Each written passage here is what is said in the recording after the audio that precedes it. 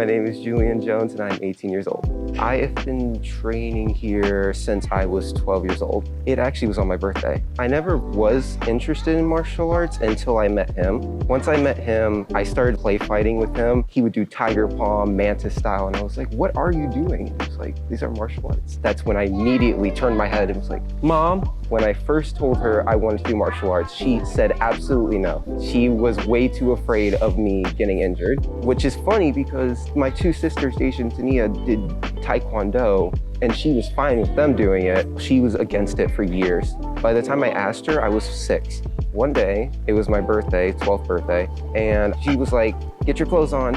I got someone to take you. And I was like, where are we going? She drove into the drive-thru of the old martial arts place, and I saw Impact, and it said martial arts, and I started freaking out in the car, and she was like, calm.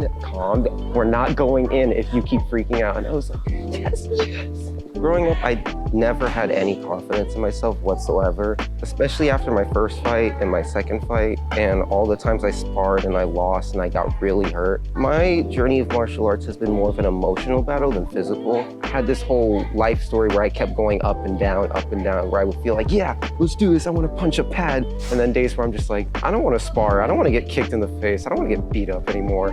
It's not as hard as people think, it's not as people like me. I'm one of those people who thought it was impossible for me to get better. I went to class every single day and I didn't notice anything, but my mom kept saying, yeah, your kick form looks better, your punches look better. But to me, I like these type of jumps. I didn't like these ones that were so small and unnoticeable. Right before I turned 18 is when I was like, okay, I have to set boundaries. I'm not gonna like martial arts all the time. Because if you do something consistently, you're gonna get bored of it. Then I disappeared for a year and then came back. And then for a bit, I felt like I had that sort of thing where when you leave something for so long and you come back, there's like something new that you pick up or something new you find in yourself. And I kept feeling that over and over and over again until eventually my mom was just like, you can't keep doing this.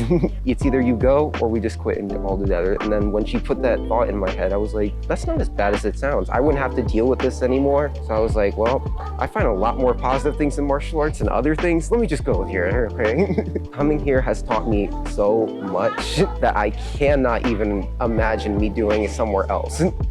Train at Impact, there you go.